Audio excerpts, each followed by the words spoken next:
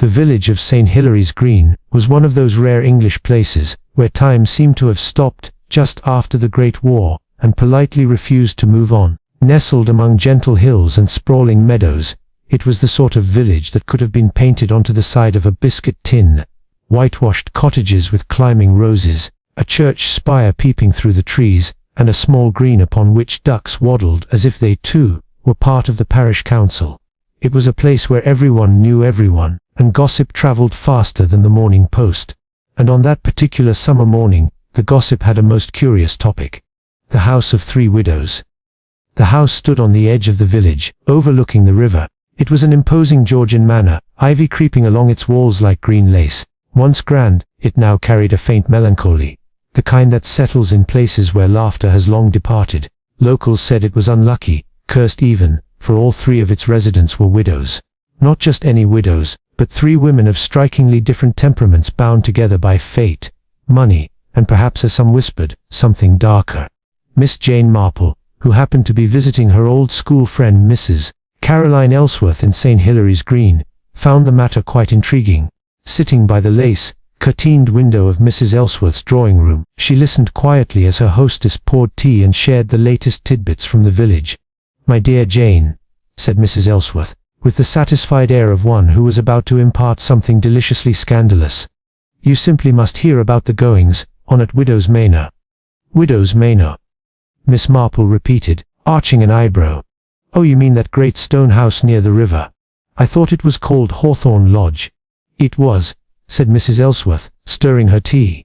"But no one calls it that anymore. Not since the third husband died. You see, it's rather peculiar. Three widows living together, all with tragic histories, and now, well, something quite unsettling has happened." Miss Marple leaned forward, the faintest sparkle in her blue eyes. "Do tell, Caroline." Mrs. Ellsworth lowered her voice dramatically. "They've found Mr. Latham, dead." There was a small pause. The clock ticked in the background. "Mr. Latham?" Miss Marple asked gently. "You mean the solicitor?" "The very same," said Mrs. Ellsworth. "Collapsed right there in their drawing room during tea. Heart failure, they say. But between you and me, Jane, half the village thinks it was murder." Miss Marple took a sip of her tea, her expression serene. "How very interesting," she murmured. The Three Widows. The house had earned its peculiar name from its residents, Mrs. Agatha Penrose, a tall, stately woman in her late 50s, with a manner that could freeze milk. The widow of Colonel Penrose, she maintained the air of a regimental wife long after his passing.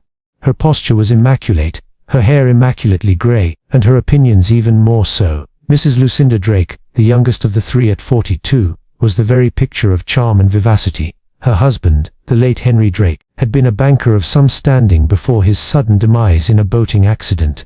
Lucinda dressed fashionably, flirted shamelessly, and had a laugh that carried down the corridor. And finally Mrs. Mildred Cartwright, a plump, gentle creature in her 60s, forever knitting or fretting over tea.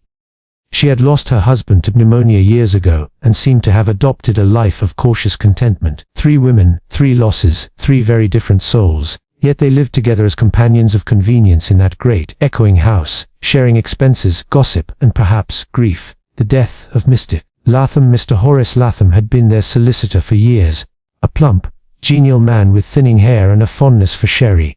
He visited Hawthorne Lodge twice a month to review papers and chat over tea. On this particular Thursday, however, something had gone dreadfully wrong.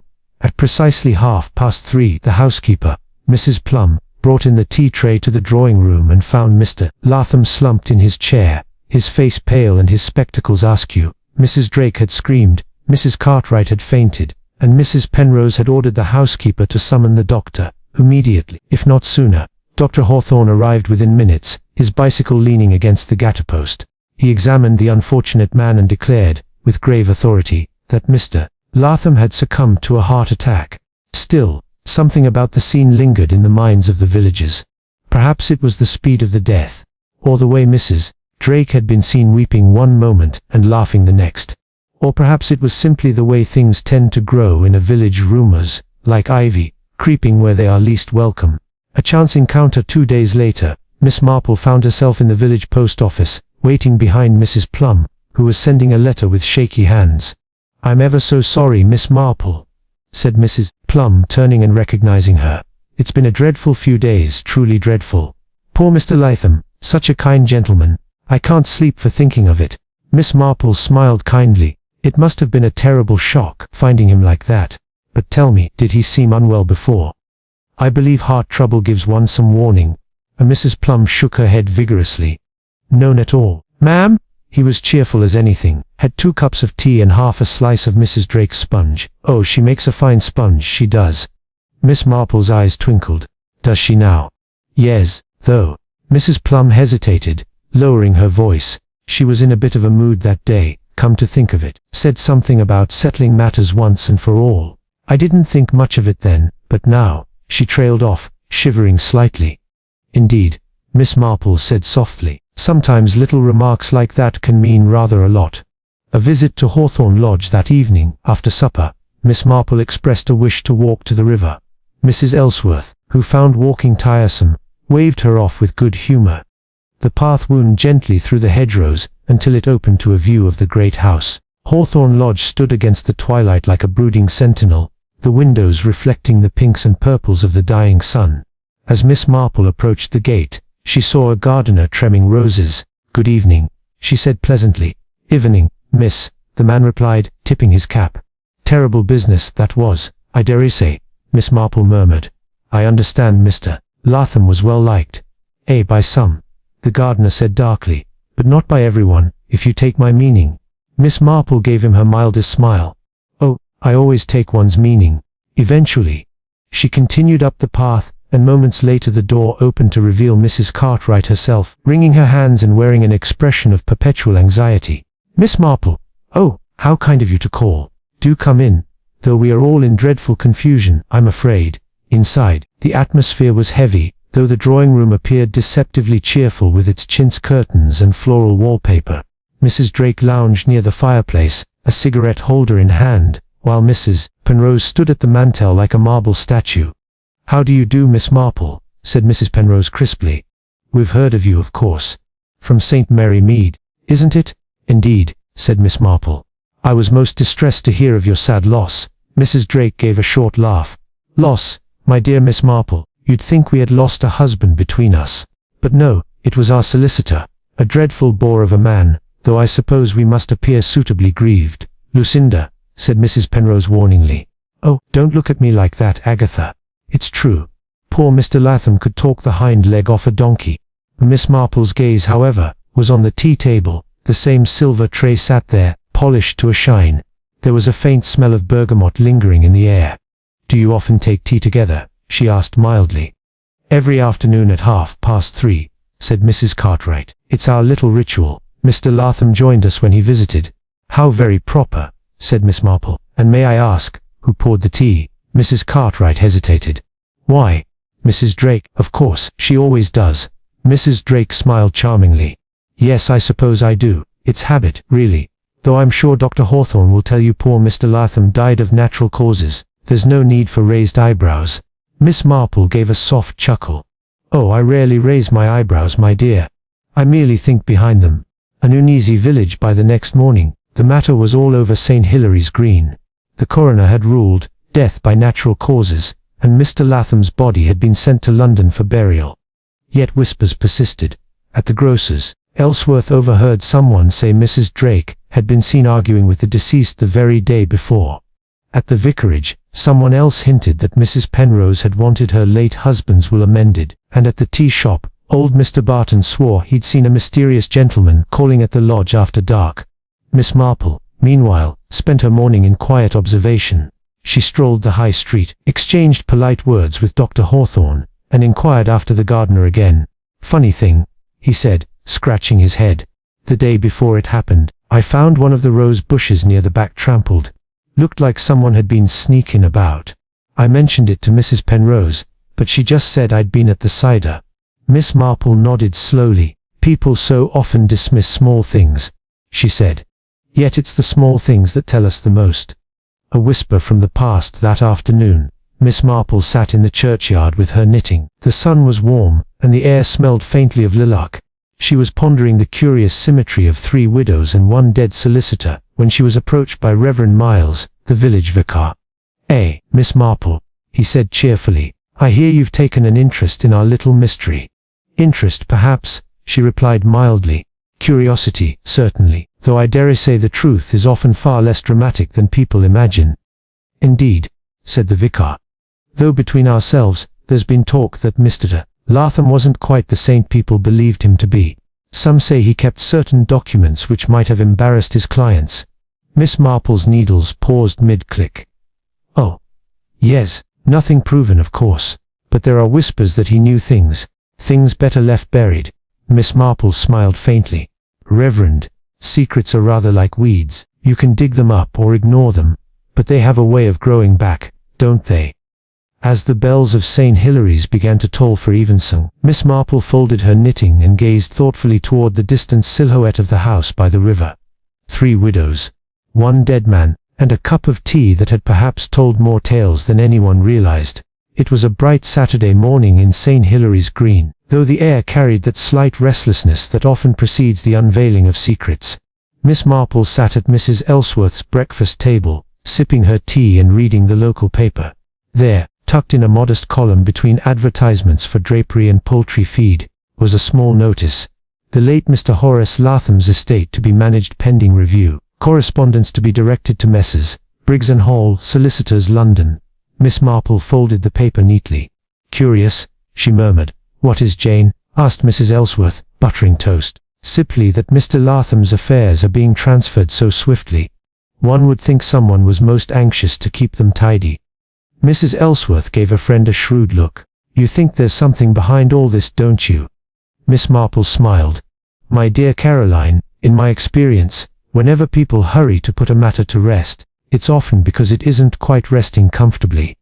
Village gossip and observation. Over the next few days, Miss Marple began to gather what she liked to call threads.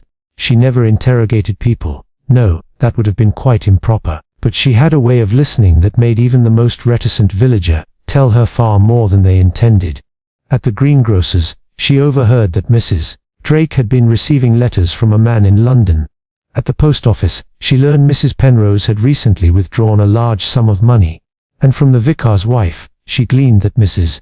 Cartwright had been seen crying alone in the churchyard one evening. Each snippet was small, harmless even, yet Miss Marple's mind filed them carefully, like pieces of a jigsaw puzzle waiting to form a picture. A tea invitation. On Tuesday afternoon, a note arrived at Mrs. Ellsworth's cottage. It was written in graceful, looping script. Dear Miss Marple, Penrose requests the pleasure of your company for tea tomorrow at 3 o'clock. We should very much like to thank you for your kindness and concern during our recent ordeal. Yours sincerely, Mildred Cartwright. Miss Marple smiled as she read it. How very considerate, she said softly, though I suspect gratitude may not be the only motive. Tea at Widow's Manor. When Miss Marple arrived the next afternoon, the drawing-room of Hawthorne Lodge was bathed in soft sunlight. The air smelled of lavender polish and lemon cake. Mrs. Drake was arranging a vase of white lilies. Mrs. Penrose stood by the window, and Mrs. Cartwright fluttered about with cups and saucers. How delightful to see you, Miss Marple, said Mrs. Penrose, her tone polite but cool. Do sit down. Thank you, dear, said Miss Marple, settling herself. Such a lovely day, isn't it? And your roses are coming along beautifully. Yes, said Mrs. Penrose. Gardener's done well this year, though I find he's rather nosy for a man of his station. Mrs. Drake laughed lightly. Everyone's nosy in this village, Agatha. It's practically a local pastime. Miss Marple smiled. Indeed, though curiosity can sometimes serve the cause of truth rather well. Mrs. Drake gave her a sidelong glance, then poured the tea. Sugar, Miss Marple. Just a little, thank you. Miss Marple observed carefully as Mrs. Drake handled the silver pot. Her movements were graceful, confident, but a touch too deliberate, as if she were performing a well-practiced act. Mrs. Penrose, meanwhile, was watching her companions with a faint frown, and Mrs. Cartwright's hands trembled as she offered the biscuits. I must say, Miss Marple began conversationally, it must have been quite a shock, losing Mr. Latham so suddenly. Mrs. Cartwright sighed. Dreadful, quite dreadful. He was so full of life. Mrs. Drake gave a faint shrug. Men are so fragile, aren't they? One moment hearty as an ox, the next, gone. It does make one realize how temporary everything is. Mrs. Penrose gave a sharp look. Lucinda, really? Miss Marple, unperturbed, stirred her tea. And yet, I dare say, It must be comforting to know the doctor found nothing amiss. Comforting, Mrs. Drake echoed with a faint smile. Perhaps. Though I did wonder. Mr. Latham always took his tea without sugar, yet that day, he added 2 lumps. Did he? Said Miss Marple mildly. How interesting. Perhaps he felt the need for sweetness in the face of such bitter news. News, Mrs. Drake repeated. Oh, I was merely thinking aloud, said Miss Marple. It often happens that deaths coincide with the settling of certain affairs. One wonders if Mr. Latham had any such matters on his mind. There was a small silence. Mrs. Penrose cleared her throat. I fail to see what affairs he could have had of significance to us. Miss Marple nodded gently. Quite so. Still, as my dear father used to say, the dead have a way of leaving unfinished business behind them. It often causes a little disturbance. Drake's cigarette trembled slightly as she exhaled. Well, let's hope no disturbances come here, Miss Marple. We've had quite enough excitement.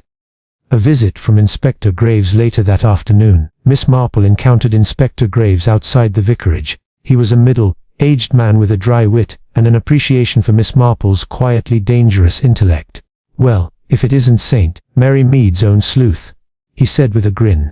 You've been taking an interest in our local excitement, I hear. Only as a spectator. Miss Marple replied modestly. I dislike intruding, though one can't help noticing certain inconsistencies. Graves raised an eyebrow. Such as? Well, said Miss Marple, I understand Mr. Latham died of heart failure, yet the man was in good health, and according to the doctor, there was no prior complaint. Then there's the curious matter of his tea. 2 lumps of sugar when he took none before. And, perhaps most telling, the fact that Mrs. Drake remarked upon it so readily. The inspector chuckled. You never miss a trick, do you, Miss Marple? But without proof, all this is just speculation. Oh, I never deal in proof, she said pleasantly. That's the province of men like you. I deal in patterns. And people, Inspector, are far more predictable than chemistry. The secret drawer the following morning, something remarkable occurred. Mrs. Cartwright, flustered and pale, arrived at Mrs. Ellsworth's cottage asking for Miss Marple. My dear, I hardly know what to do, she said, wringing her hands. Something's been taken. Taken? From yes, a document, Latham's briefcase. It was found in the study yesterday, and this morning, gone. Miss Marple's eyes narrowed ever so slightly. May I ask what sort of document? Mrs. Cartwright hesitated. A will, Miss Marple. Or rather, an amendment to one. Ah, said Miss Marple softly. How very enlightening. And to whom did this amendment pertain? Mrs. Cartwright blushed. I believe it was mine. Miss Marple looked kindly at her.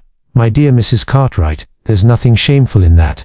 Many people revise such matters, but perhaps you might tell me who knew of this document's existence. Only Mr. Latham, and Mrs. Penrose, I think. He'd asked her to witness the signature.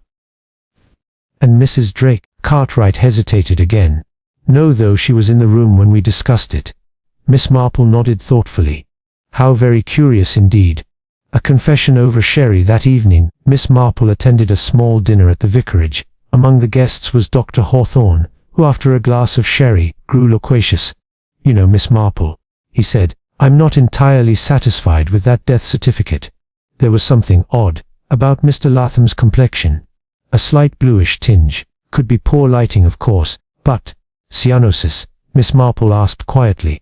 Exactly, though the coroner ruled heart failure, it might have been digitalis poisoning, subtle stuff that. Miss Marple smiled faintly. Yes, and quite common in households with widows of a certain age. Foxglove, I believe, is often grown for its beauty, not its danger. The doctor blinked. You think one of them? My dear doctor, she interrupted gently, I think we should never accuse where we cannot yet understand motive. Late night reflection that night, Miss Marple sat by her bedroom window at Mrs. Ellsworth's cottage, watching the moonlight spill over the fields. She reflected on the curious case: a dead solicitor, seemingly healthy, a missing will amendment, 3 widows, each with reason, perhaps, to want Mr. Latham silenced. Mrs. Penrose, proud and controlling, might have feared exposure of her husband's military dealings. Mrs. Drake, charming yet reckless, perhaps hid a scandal of her own. Mrs. Cartwright, timid and nervous, might have been desperate for security. Each woman in her way had something to lose, or to gain. Miss Marple smiled to herself as she turned down the lamp. It's always the tea, she murmured. Always the tea. The next morning's revelation at dawn. The postmistress brought word that a letter addressed to Mr. Latham, Hawthorne Lodge, had been returned from London, stamped addressee deceased. Miss Marple asked to see it. The handwriting was elegant but unmistakably feminine. The return address read Miss E. Ward, 24 Brook Street, London W1. Miss Marple's brows knitted. No, who might you be, Miss Ward? A few discreet inquiries later revealed that Evelyn Ward had once been Mr. Latham's secretary, and was dismissed abruptly 3 months before his death. Why, how extremely suggestive, Miss Marple murmured. She knew then that London would soon send ripples to St. Hilary's Green. An unexpected visitor the following afternoon. A car drew up before Hawthorne Lodge. Out stepped a neatly dressed young woman with determined eyes, Miss Evelyn Ward herself. Miss Marple happened to be passing the gate at that very moment, entirely by coincidence, of course. "Excuse me," Miss Ward said, pausing. "Is this where Mr. Latham passed away?" "Yes," said Miss Marple gently. "You were acquainted with him." "I was his secretary." He wasn't an easy man, but he didn't deserve to die like that, and I think I know why he did." Miss Marple's eyes sharpened. "My dear, why don't we take a little walk? I find the air most conducive to confidence." And so, as they strolled along the river path, Miss Ward confided that Mr. Latham had been blackmailed by one of his clients. He'd discovered an old secret, one involving the late Colonel Penrose and a misappropriated sum of military funds. He said he meant to set it right. Miss Ward finished, her eyes bright with fear. "He was preparing papers the very week he died." "Indeed," said Miss Marple softly. "Then perhaps the good solicitor didn't die by chance after all." Miss Marple returned to the cottage that evening with a thoughtful expression. She sat down, wrote several notes, and then folded her hands. 3 widows, 1 dead man, a missing will, and a secret worth killing for. The pattern was beginning to emerge. The morning mist hung low over St. Hilary's Green, softening the lines of the cottages, and turning the church spire into a pale silhouette. In such stillness, Miss Marple often found her clearest thoughts. The case, if one could call it that, was unfolding like a tapestry. Every thread tugged seemed to reveal another knot beneath it. By now Miss Marple knew that the death of Mr. Latham was no mere coincidence. The missing will, the strange remark about sugar, the sudden arrival of Miss Evelyn Ward, all pointed toward deliberate concealment. And yet, as always, the truth lay behind human nature, not circumstance. A conversation with Evelyn Ward. Miss Marple invited Miss Ward for tea at Mrs. Ellsworth's cottage that morning. The young woman looked pale but resolute, her gloved hands clasped around the cup. "Miss Marple," she began earnestly, "Mr. Latham told me shortly before I left that he feared for his safety. He'd uncovered evidence that Colonel Penrose's estate had been, well, tampered with. Funds diverted to a private account. But when he mentioned confronting Mrs. Penrose about it, he grew nervous." Miss Marple's eyes gleamed with quiet interest. "Indeed. Did he name anyone who might have helped him with these accounts?" "No. But he said Mrs. Drake knew more than she should. That she was acquainted with someone who once served under the Colonel, a Captain Hensley." Miss Marple nodded thoughtfully. "How intriguing. And you, my dear, what made you decide to come here now?" Miss Ward hesitated. "I received an unsigned note last week. It said, 'You think you know why he died, but you know nothing. Come to Hawthorne Lodge if you wish to learn the truth.'" Miss Marple stirred her tea delicately. Unsigned notes are rarely written out of goodwill. Still, they do tend to bring clarity to those who read between the lines. The ghost of the Colonel. That same afternoon, Miss Marple paid another polite call at Hawthorne Lodge, ostensibly to return a borrowed gardening book. The atmosphere within the house was distinctly tense. Mrs. Drake seemed restless, pacing the drawing room with a cigarette she never actually smoked. Mrs. Penrose looked pale and stiff, and Mrs. Cartwright was nowhere to be seen. "My dear Mrs. Penrose," said Miss Marple gently, "I do hope I'm not intruding." "Not at all," said Mrs. Penrose curtly. "We've had rather too many visitors lately, but one more hardly matters." "Indeed. I was merely admiring your late husband's portrait. A distinguished man, I imagine." Penrose's lips tightened. "Colonel Penrose was a man of honor." Miss Marple tilted her head. "Of course, though honor is such a peculiar thing, isn't it? So easy to tarnish, so difficult to mend." For a moment the woman's mask faltered. "I beg your pardon." "Oh, nothing at all," said Miss Marple airily, merely reflecting how difficult it must be, managing his estate. So many accounts, legacies, and records to maintain. Mrs. Penrose's hand tightened on her teacup. If you're implying anything improper, Miss Marple. Dear me, no, Miss Marple interrupted sweetly. Only that money matters so often bring out the worst in people. I always think of the old saying, where there's a will, there's a quarrel. Mrs. Drake gave a sudden laugh, brittle and high. Oh, Agatha, don't look so severe. Miss Marple's only teasing. We all know Mr. Latham was far from perfect. Mrs. Penrose turned sharply. What do you mean by that? Oh, nothing, Mrs. Drake said airily, flicking ash into the fireplace. Only that he could be persuasive.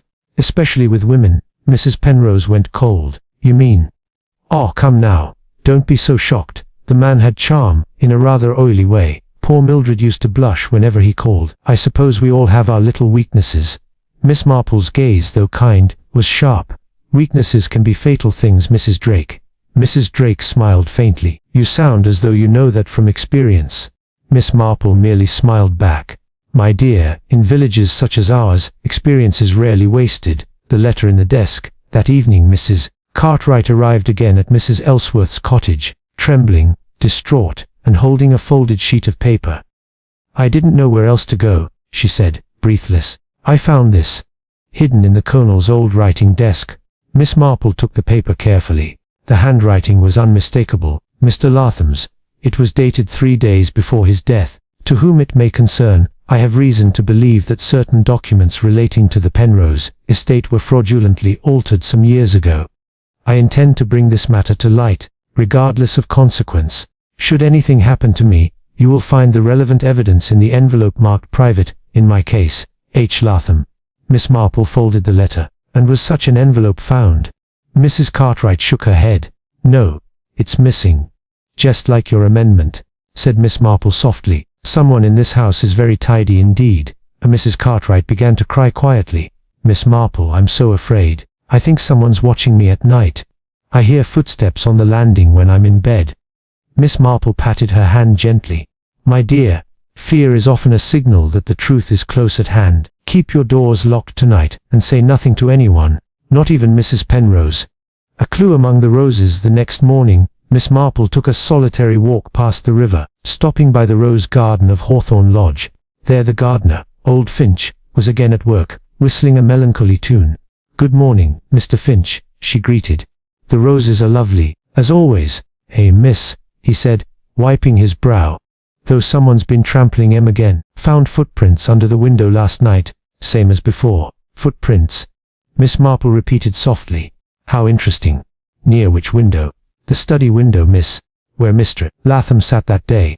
Miss Marple bent down to inspect the soil. The footprints were small, perhaps a woman's, but deep, as if the intruder had lingered. And nearby, glinting faintly among the fallen petals, was a small silver spoon. She picked it up delicately. Foxglove pattern, she murmured. How poetic. The village fair, that weekend brought the annual satin, Hilary's Fair, a cheerful distraction from darker matters. Miss Marple attended, of course, enjoying the tombola and the sponge cake competition, which Mrs. Drake naturally won. Yet even amidst the laughter and music, Miss Marple noticed peculiar interactions. Mrs. Drake whispered urgently to a man near the old tent, a tall figure with a military bearing. Mrs. Penrose saw them and turned pale as chalk. Mrs. Cartwright, meanwhile, hovered nervously near Miss Marple, as though afraid to be left alone. When the fair concluded, Miss Marple approached the vicar quietly. Reverend, that gentleman speaking to Mrs. Drake. Do you know him? Why, yes, said the vicar. Captain Hensley, I believe, retired officer, recently moved to the area. Miss Marple said softly. A retired officer. How very convenient. A red herring blooms the next day. The entire village was thrown into a flutter. Captain Hensley was found unconscious near the river path, struck on the head. His pockets had been rifled, but nothing of value seemed taken. Inspector Graves was called at once. Attempted robbery, I suppose, he said grimly. Though I doubt it was random, we found this near him. He held up a cigarette holder, black enamel, tipped with gold. Miss Marple's eyes twinkled. I rather thought that would turn up again. You recognize it? Mrs. Drake's, without question. She was using it the other afternoon. Then she's our prime suspect. Miss Marple shook her head gently. Oh no, Inspector. Mrs. Drake is far too clever to drop her own accessory. This is what I'd call a deliberate misdirection. A red herring, as it were. Then who? Someone who knows her habits intimately. Someone who wanted you to look the wrong way. Night at the lodge that night, unable to sleep, Miss Marple took her shawl and walked to the edge of the village. From a safe distance, she watched Hawthorne Lodge. A single light burned in the study. Through the half-drawn curtain a shadow moved, tall, rigid, pacing. Suddenly the light flickered out. Moments later, the faint creak of a door echoed through the still air. Miss Marple's sharp eyes caught the glimmer of a lantern moving toward the river, and then disappearing behind the willows. She returned home, satisfied. The pieces were falling into place, though one last puzzle remained. A visit from Mrs. Drake early the next morning. Mrs. Drake arrived, looking pale and flustered. "Miss Marple, I need to speak to you, privately." "Of course, my dear, sit down. You look most upset." Mrs. Drake wrung her hands. "Someone's trying to ruin me. That attack on Captain Hensley. I swear I had nothing to do with it. He came here to see me, yes, but only to deliver a letter Mr. Latham left with him. He said it contained information that could clear my name." Miss Marple leaned forward. "And where is this letter now?" Mrs. Drake swallowed hard. "It's gone, stolen from my dressing table last night." "Indeed," Miss Marple said quietly. "And may I ask what the letter contained?" Mrs. Drake hesitated. "Proof that I lent Colonel Penrose money. Years ago, when he was in debt. Latham found out and thought I'd forged something. I didn't. But if Agatha believed I had..." Miss Marple nodded slowly. "Then she might have feared exposure. Both of her husband's shame and her own financial ruin." Mrs. Drake looked miserable. "You think I think," Miss Marple said gently, "that people rarely kill for gain alone. Pride, my dear, is often the stronger motive." Miss Marple's revelation. That evening, Miss Marple wrote a letter to Inspector Graves, requesting a quiet visit at dawn. When he arrived, she handed him the silver spoon found among the roses. "Trace it," she said. "I believe you'll find it matches a set owned by Mrs. Penrose. One missing piece since last Thursday. And you think that it stirred a cup of tea for Mr. Latham, laced with tincture of foxglove." Graves frowned. "But what of motive?" said Miss Marple, her eyes twinkling. "That will soon reveal itself. But I should keep a close watch tonight, Inspector. The guilty always act rashly when the noose of truth tightens." The final red herring that night. Mrs. Cartwright vanished. Her room was empty, her bed unslept in. A half-packed suitcase lay open on the floor, and the back door stood ajar. On the hall table, a note trembled in the draught. "I cannot bear it any longer. Forgive me, Mildred." By dawn, the river search began. But Miss Marple, calm as ever, sat in Mrs. Ellsworth's parlor, knitting serenely. "No, my dear Caroline," she said, "Mrs. Cartwright hasn't drowned. She's hiding, because she knows who did it, and because she's afraid she might be next." And Mrs. Ellsworth gasped.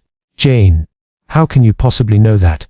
Miss Marple smiled. "Because people who truly mean to drown themselves never take their best gloves and passport with them." The curtain of deception was beginning to lift. The river, the tea, the foxglove, the missing will, all pointed to one truth, one hand that had stirred more than sugar into a cup. And Miss Marple knew that by tomorrow night, the house by the river would reveal its darkest secret. The morning broke cold and brittle, as though the frost itself had heard the whispers running through St. Hilary's Green. Word of Mrs. Cartwright's disappearance had spread swiftly, and now the village seemed to hold its breath. Miss Marple, seated by her window, watched the grey light settle on the rooftops. Her knitting lay untouched on her lap. She had been thinking, as she so often did, not of events, but of people. People and their curious, contradictory ways. At last she rose, adjusted her shawl, and went out into the chill. There was work to be done, and truth, as she liked to say, was best pursued before breakfast. The empty room Hawthorne Lodge loomed silent and watchful when Miss Marple arrived. Inspector Graves was already there, along with Constable Hughes. The inspector's expression was wary. "She's gone, Miss Marple," he said quietly. "No trace of Mrs. Cartwright. We found footprints leading toward the river, and then nothing. The current's fast this time of year." Miss Marple's eyes rested on the path. "Indeed. But these prints, see how the heel digs deep. That's someone walking heavily, Inspector, not hesitantly. A frightened woman walks lightly, on her toes, as though she's trying not to be heard. These steps belong to someone burdened, or carrying something." Graves frowned. "You think someone else led her there?" Miss Marple nodded mildly. "Or followed her. Either way, Mrs. Cartwright didn't go willingly." They entered the house. The air inside felt stale, as if it had held its breath through the night. Mrs. Penrose was in the sitting room, pale and drawn. Drake stood behind her chair, her face unreadable. Miss Marple's sharp eyes missed nothing. The tea tray had been cleared, but one cup still stood slightly apart, rim stained faintly brown. "How very untidy," she murmured almost to herself, a curious habit, leaving the cup of the absent one. Mrs. Penrose turned sharply. "What do you mean?" "Only that it's so like Mrs. Cartwright," said Miss Marple gently. "She was always sentimental, wasn't she? Keeping mementos, holding on to the past." Mrs. Drake gave a brittle laugh. "Sentimental? That woman was half mad with nerves." Miss Marple looked up. "Ah yes, nerves. Such an unfortunate condition, and so often mistaken for guilt." The hidden room Inspector Graves cleared his throat. "We've searched the grounds and outbuildings. Nothing." Miss Marple's gaze moved to the corridor beyond. "Have you looked in the east wing? The small room by the landing? The one locked when missed it. Latham died." Graves blinked. "Locked? I wasn't told of any locked room." Mrs. Penrose went white. "That room is unused. It belonged to my husband's study before the fire." "How strange," Miss Marple said softly, "for an unused room to be locked." The inspector nodded to Hughes. "Fetch the key." But no key was found. At last, with a firm twist of a chisel, the lock gave way. The door swung open with a reluctant groan. Inside lay dust and darkness. The shutters were closed, the air heavy with dessous. Yet on the desk sat a half-burned candle, and beside it, a stack of papers. Graves stepped forward, scanning them quickly. "Financial ledgers," he muttered. "Colonel Penrose's accounts and—" He stopped. "Forged entries. Transfers to a numbered account." Miss Marple came closer, her gaze gentle but unwavering. "I think you'll find those are the alterations Mr. Latham mentioned. And if I'm not mistaken, the handwriting belongs to Mrs. Penrose." Mrs. Penrose gasped, clutching the back of a chair. "That's a lie!" Miss Marple turned to her kindly. "Oh no, my dear, it's only a tragedy. A woman protecting her late husband's reputation, and her own comfort. When Latham discovered the falsified ledgers, you feared exposure. You invited him to tea, perhaps to persuade him. But when persuasion failed, you resorted to something else. Poison." Graves asked quietly. "Foxglove," Miss Marple said simply. "From the garden. Easy enough to brew in a pot of tea. Especially when one's husband was once prescribed it for his heart." Mrs. Penrose's face twisted. "You can't prove it. You've no evidence." "Not yet," Miss Marple said softly. "But you made a mistake. The silver spoon." The room went still. "It fell from your hand when you poured his cup." Miss Marple continued. "You searched for it later, but Finch found it in the rose bed. That's where you hid the body's scent, under the strongest perfume nature offers." Mrs. Penrose's hand trembled violently. "You're mad. This is monstrous." Mrs. Drake's eyes flashed. "Agatha, for heaven's sake." But Miss Marple's voice remained calm. "You killed him not only to hide the forgery, but because you believed he had already written to the authorities. Yet when you realized the letter was missing, taken, perhaps, by Mrs. Cartwright, you grew desperate." The return of Mrs. Cartwright at that moment. The front door burst open. A draught swept through the hall, and there stood Mrs. Cartwright herself, pale, trembling, but very much alive. "Stop," she cried. "It wasn't Mrs. Penrose. She didn't kill him." The room erupted. Mrs. Penrose gasped, half collapsing into her chair. Mrs. Drake turned sharply, her eyes narrowing. Miss Marple's expression remained composed. She said softly. "So the play's final act begins." Mrs. Cartwright clutched the doorframe. "I ran because I was afraid of her." She pointed a shaking finger at Mrs. Drake. A silence fell so thick it seemed the walls themselves leaned in to listen. Mrs. Drake's voice was icy. "This is absurd, is it?" Miss Marple asked gently. "I rather think not. You see, Mrs. Drake, your friendship with Captain Hensley was no coincidence. You used him to plant suspicion, and perhaps to retrieve a certain letter that threatened you both." The inspector frowned. "Retrieve? You mean—" "Mr. Latham's letter," said Miss Marple. "He entrusted it to Captain Hensley. When Hensley came to the house you took it, and when he threatened to go to the police, you struck him down by the river. But you made a grave mistake. You dropped your cigarette holder. The one with your initials." Mrs. Drake's expression hardened. "You can't prove I was there."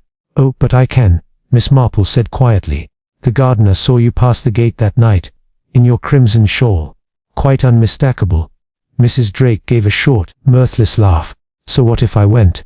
I wanted to protect Agatha. She's been through enough. Miss Marple's eyes softened. No, my dear. You wanted to protect yourself. It was you who altered the ledgers, wasn't it? You handled the Colonel's affairs, wrote his correspondence. You saw your chance. And took it. When Latham discovered the truth, you panicked. You poisoned him in Mrs. Penrose's house, knowing suspicion would fall there. Mrs. Drake's voice rose sharply. You've no proof, no witness. Miss Marple smiled faintly. There is one witness. The house itself. The whisper of the house. Everyone turned as Miss Marple walked to the fireplace. She touched the mantelpiece lightly. Wood ash, she murmured, freshly disturbed. Would you look inside, Inspector? Graves obeyed, and drew out a small tin box, half burned around the edges.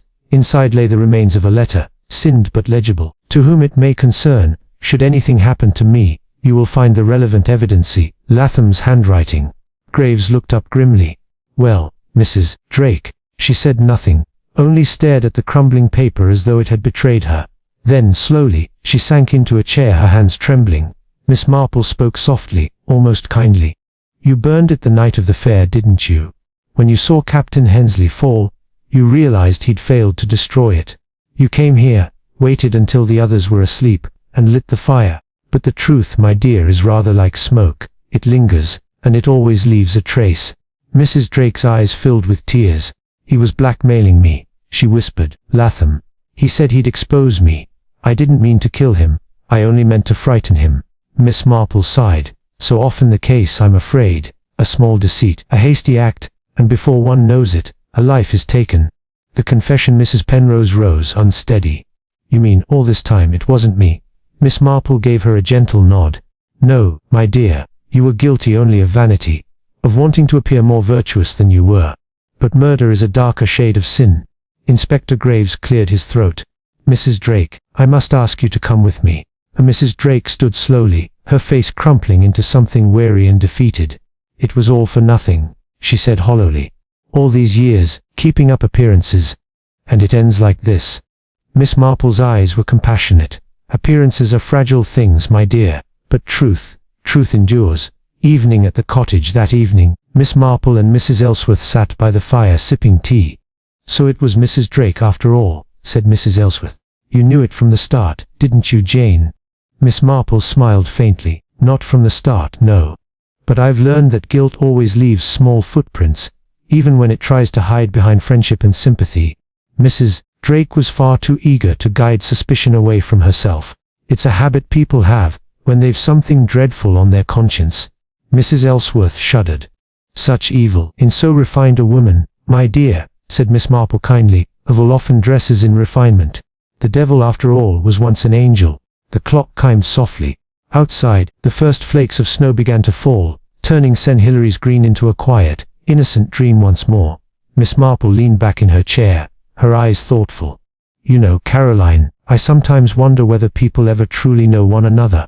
We speak of love and loyalty, yet when money, pride, or fear enter in, the heart becomes a most unpredictable thing. And Mrs. Ellsworth nodded. And yet, Jane, you always seem to see it clearly. Miss Marple smiled. Oh, I wouldn't say that, my dear. I simply observe what others overlook, and trust that the truth, like cream, always rises to the top. The House of Three Widows stood silent once more, its windows dark, its garden dusted in white. The village would whisper about it for years, about the poisoned tea, the missing will, and the lady detective with the soft voice who saw through every shadow. And somewhere, beneath the hush of falling snow, the river flowed on, indifferent, eternal, carrying with it the last secrets of those who thought they could hide from truth. The trial of Mrs. Eleanor Drake concluded with the solemn inevitability of a clock striking the hour. Justice, in its slow and implacable way, had taken its course. The newspapers, of course, made much of it. Widow's secret at Hawthorne Lodge. Village scandal ends in murder confession. Yet in St. Hilary's Green, there was no triumph, no celebration, only a collective sigh of exhaustion and relief. For Miss Marple, it was another story closed, another sorrow gently folded and put away. A village slowly mends. The weeks following the arrest were unusually quiet. Mrs. Penrose had retreated from society, rarely leaving her house except for the briefest of walks in the mornings. She was seen in church again, not in the front pew, where she once sat so upright, but discreetly at the back, veiled, humble and pale. Mrs. Cartwright had gone to stay with her sister in Bath. The experience had shaken her profoundly. She confessed later in a letter to Miss Marple that she dreamt often of the riverbank, and the sound of Latham's voice carried on the wind. Miss Marple replied with characteristic gentleness, urging her to rest, and to remember that fear, like fog, eventually lifts when one faces the morning. The only one who did not seem to find peace was Mr. Finch, the gardener. Each time Miss Marple passed Hawthorn Lodge, she saw him by the gate, cap in hand, trimming hedges that no longer needed trimming. He would touch his forehead politely and murmur, "Strange business, miss. Strange business indeed." "Yes," Miss Marple would reply softly, "but then, Mr. Finch, human nature has always been a strange business." The visit to Hawthorn Lodge, it was on one such afternoon, with a fine veil of spring rain glistening on the hedges, that Miss Marple decided to pay Mrs. Penrose a visit. She was received in the drawing-room, a room transformed. Gown with the heavy velvet curtains and gilt frames. The windows now stood open, and a vase of wild primroses sat on the piano. Mrs. Penrose rose as she entered, her face pale but serene. "Miss Marple, I thought you might come." "I thought it best, my dear," Miss Marple replied kindly. "After such storms, one must take tea quietly and talk of ordinary things. It steadies the spirit." Mrs. Penrose smiled faintly. "I've had very few ordinary things of late. The house feels empty. Too large for one woman." Miss Marple glanced around. Houses do echo when truth has finally been spoken. They've been waiting, you know. Walls listen, and now they can rest. For a moment, the two women sat in silence, listening to the soft ticking of the clock. At last Mrs. Penrose spoke. "You were right about Eleanor. I see it now. She was clever, and weak. I relied on her far too much, and I suppose she envied me." Miss Marple's eyes softened. "Envy is a quiet poison, my dear. It works slowly, and often in the hearts of those who seem most composed. But tell me, what will you do now?" "I may sell the house," said Mrs. Penrose, "or let it to tenants. The past here feels heavy. I think I'll go to Devon to my niece. A smaller place, nearer the sea." "A wise choice." Miss Marple nodded approvingly. "The sea has a way of washing things clean." The inspector calls a few days later. Inspector Graves called at Miss Marple's cottage. He looked tired, but there was a glint of respect in his eyes. "I came to thank you, Miss Marple," he said, setting his hat on the hall table. "Without your observations, we might never have seen through Mrs. Drake's story." Miss Marple waved her hand modestly. "Oh, my dear Inspector, you give me far too much credit. You did all the real work. I merely noticed the knitting pattern didn't fit." He chuckled. "Knitting pattern?" "Yes," said Miss Marple, eyes twinkling. "I always think of mysteries like a pattern. When a row doesn't line up, one must look at what stitch was dropped. Mrs. Drake's behavior was rather like a slipped stitch. Small, but impossible to ignore once you've seen it." Graves shook his head in admiration. "You'd have made a fine detective in the force." "Oh no," she said quickly. "I haven't the temperament. Too much bustle. I prefer a quiet garden, a cup of tea, and people who think they're not being observed." Graves smiled, then grew thoughtful. "It's a sad business, though. I sometimes wonder, Miss Marple, do we really bring justice, or merely tidy up after tragedy?" Miss Marple looked into her teacup. "Justice," she said softly, "is rarely tidy. But it must still be done, otherwise, evil grows too comfortable." A walk through St. Hilary's Green. As the weeks turned to months, life in the village resumed its gentle rhythm. Children played near the green again. The vicar held his garden FT with great success, and the church bell, long silent during the investigation, rang clear on Sunday mornings. Miss Marple resumed her walks to the post office, her small shopping basket swinging lightly at her side. The villagers greeted her warmly now, though always with a trace of awe.